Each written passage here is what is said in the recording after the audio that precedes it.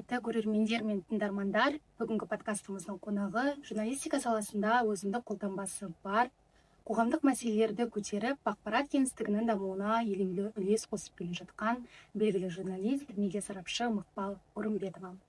Бүгін біз қонағымызбен журналистикадағы кәсіби жолы, қазіргі медианың даму үрдістері, ақпараттық жауапкершілік, сондай-ақ қоғамдық келісім мен этносаралық қатынастарды дамытудағы бұқаралық ақпарат құралдарының рөлі туралы әңгімелесеміз. Мақпал ханым, қош келдіңіз. Ең алғашқы сұрақ, жалпы журналистика саласына келуіңізге не себеп болды? Мүмкін тұлғалар немесе оқиғалар себеп болған шығар? Менің журналистикаға келуіме тікелей менің өзімнің әкем себепші болды деп айтуға болады, жанама түрде. Бірақ әкем негізі қаламаған мен журналистикаға барғанымды.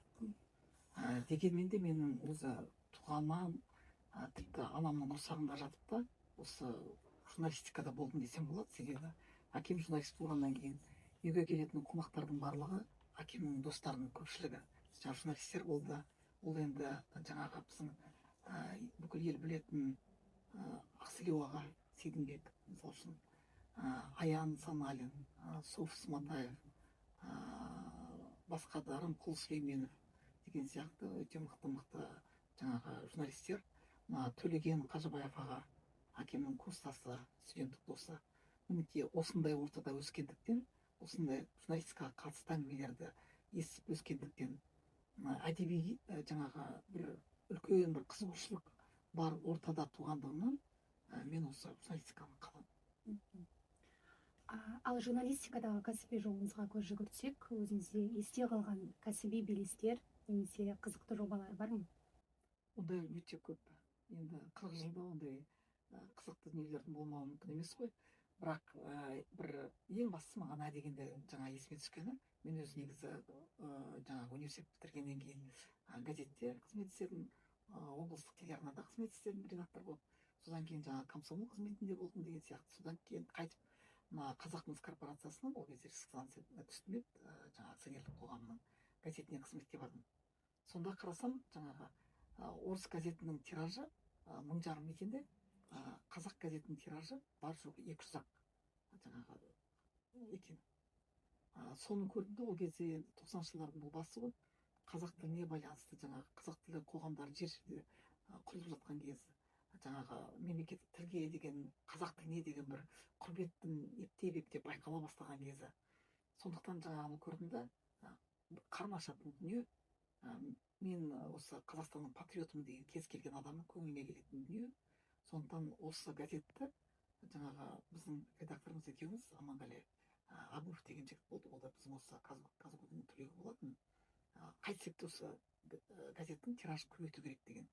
Сонымен жаңағы Қазақмыстың басшылығына шықтық та, бүкіл Балқаш өңірлерін аралап, жаңағы шығыс Қазақстан аралап, Жезкентке барып деген сияқты осы газеттің жаңағы тиражын 5000 данаға дейін көтерген кезіміз болды. Мақпал ханым, ал бүгінгі медианың қоғамдағы рөлі туралы не айтар едіңіз? Яғни ақпараттық кеңістіктегі өзгерістер журналистің жұмысына қалай әсер етіп жатыр? Бұл енді ең алдымен біз қазіргі заманауи өзгерістерден бастауымызға тура келеді, яғни технологиялық өзгерістерден бастауымыз керек. Ақпараттық технологиялардың қазір қарқынды түрде дамуына байланысты бізде қазір осы журналистикада жалпы әртүрлі фейк ақпараттардың, дипфейктердің мысалы үшін көбеюіне байланысты қазір журналистердің жұмысына бір жағынан жұмыс қосылды деп айтуымызға болады. Себебі кез келген ақпаратты тексеруді қажет етеді, фактіні нақтылауды қажет етеді. Жаңа мемлекеттік саясат тарапынан, немесе мемлекеттік органдар тарапынан берілген қандай да бір ақпараттармен салыстыра отырып тағы да тексеруді қажет етеді. Екінші жағынан қазіргі журналистерге бір жеңілдеткен дүние, кез келген аудио форматтарды мысалы үшін мәтінге аудара салуға болады, жасанды интеллектінің көмегімен. Нейрожелілер көптеп қазір шықты. Мінекей осындай бір жаңа плюсқа қоса өзіндік бір минустар да бар. Яғни бұл жаңа қаржы мәселесіне, егер осы кезге дейін тек қана мысалы үшін мемлекеттік тапсырыстармен отырған телеарналар болмаса, басқа да мысалы үшін бұқаралық ақпарат құралдары болатын болса, қазір олардың өздерінің де ізденіп, қазір өздерінде қаржы табуына мүмкіндіктер ашылып жатыр. Мінекей осындай біраз жаңалықтар бар. Жақсы, рахмет. Қазақстан көпэтносты мемлекет. Сіздің ойыңызша бұқаралық ақпарат құралдары қоғамдық келісім мен этносаралық қатынастарды дамытуға қалай ықпал етеді? Үлкен ықпал ете алады. Ықпал өте үлкен, зор.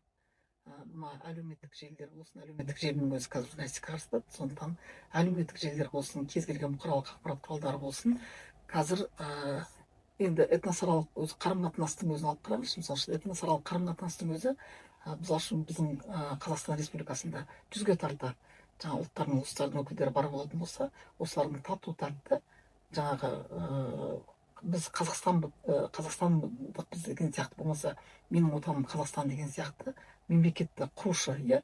Сондықтан бұл ретте біз журналистердің әрине ең басты қажеті кез келген әртүрлі ұлттың өкілдері болса, мысалы үшін этностың өкілдерінің осы Қазақстан елінің спортына, мәдениетіне, мысалы үшін қосып жатқан үлестерін әдемілеп тұрғысынан көрсетуге болады, иә.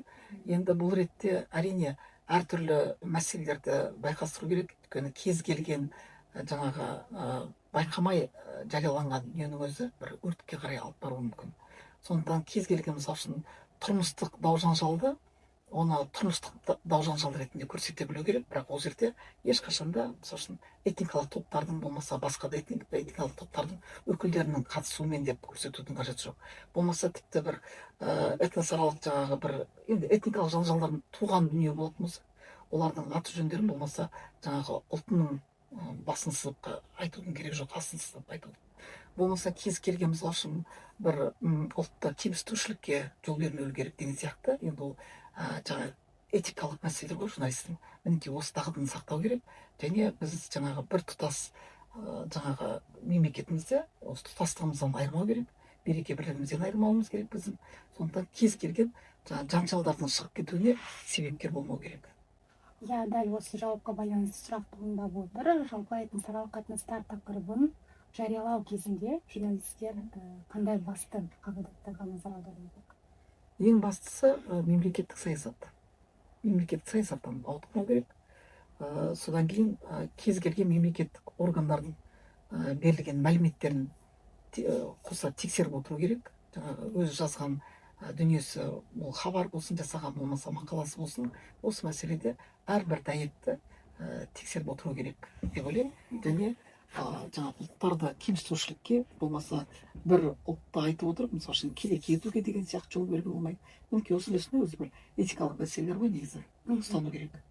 Жақсы, қазіргі әлеуметтік желілерде кәсіби журналистика мен азаматтық журналистиканың ара жігін қалай ажыратуға болады? Жастарға қандай кеңес берер едіңіз? Қазір ол әрине жақсы, азаматтық журналистиканың да қазір қарқынды түрде дамып жатқаны. Бұл енді әсіресе жаңағы жер-жерден бір әлгі кемшіліктерді көріп, соны көрсетуге тырысатындар болатын, мысалы үшін азаматтық қоғамның өкілдерінің арасында. Енді кәсіби журналистің кез келген жаңағы жарияланымы, ол әрине сүзгіден өткен дүние болады. Тексерістен өтеді, журналистің өзінің ішкі цензурасынан өткізеді деген сияқты. Ал енді азаматтық қоғамда көбінесе эмоцияға беріліп кетеміз. Мүмкін осы эмоциядан кішкене ұстану керек деген сияқты ғой. Жақсы, ал өз өмірлік және кәсіби тәжірибеңізге сүйене отырып, болашақ журналистерге қандай кеңес айтар едіңіз? Ең басты кеңесім бұл журналистің көп оқығаны дұрыс болады. Әдеби кітаптарды оқыған дұрыс, ізденген дұрыс болады. Содан кейін бізде қазіргі кезде ең бір басты бір кемшілік журналистикадағы бізде салалық журналистика деген артта қалып қойды бізде. Мінекей осы салалық журналистикаға бізге кішкене назар аудару керек. Экономикалық мәселелерді қаузайтын, болмаса саяси мәселелерге қарай дендеп тереңірек жаңағы зерттеу жүргізетіндей, болмаса әлеуметтік тақырыпты сапалы түрде көтеретіндей осындай журналистер қазір көбірек қажет. Содан кейін көп сөздіктің қажеті жоқ қазір журналистикада. Өзі бір салалық болмаса қызығушылыққа байланысты қазір қажетті материалдарды өзі қарап тауып аласың, бірақ соның ішінде мына қазір тиктоктар деген сияқты болмаса басқа да рилстар мысалы үшін қысқа видео сол көбірек тартымды болады. Сондықтан көп сөздіктен арылып нақты айтар ойды, әрине қазір көптеген мысалы үшін факт көбейген кезде әдемі факттарды ойнатып беруді қиын болады. Сондықтан факттың соңында кетпей кішкене осы мәселеге назар аударса жақсы болар. Жақсы, рахмет. Қазақстан журналистикасының болашағын қалай елестетесіз? Көсемдердің бірі Әлихан Бөкейханның өзі мамандығын журналист деп көрсеткен болатын. Олай болатын болса, бізде ол бері қарай келетін болсақ, мысалы үшін Камал Смайылов, Шерхан Мұртаза сынды мықты журналистер жаңағы іргетасын қалыптастырған журналистика саласы, бұның жаңа болашағы өте зор. Қазіргі кезде жалпы ақпаратқа сусап отырған адамдар өте көп. Кез келген мәселеде. Сондықтан айтады ғой, кто владеет информацией, тот владеет миром. Сондықтан егер әлемді меңгергің келсе, әлемді жаңағы басқарғың келсе, онда осы ақпаратпен қаруланған дұрыс болады. Сондықтан қазір әрине ақпаратқа деген қызығушылық өте үлкен. Сондықтан осы кезде бізде қазір жеке телеарналар ашылса дербес, болмаса жаңағы газеттер ары қарай жұмыс істейтін болса, болмаса интернет порталдар жұмыс істейтін болатын болса, ол әркімнің өзінің қызығушылығына байланысты 24 миллион адам өзінің қарсысын тауып алады деп ойлаймын. Сол сондықтан ізденетіндей мықты журналистеріміз көбейе береді деп ойлаймын. Жақсы, Мақпал ханым, мазмұнды сұхбатқа уақыт бөліп, ой пікіріңізбен бөліскеніңізге көп рахмет. Құрметті көрермендер, осымен сұхбатымыз аяқталды. Бізбен бірге болғандарыңызға алғыс айтамыз. Ақпараттың дәлдігі мен жауапкершілігі әрдайым қоғамның дамуына ықпал етсін. Келесі кездескенше сау болыңыз.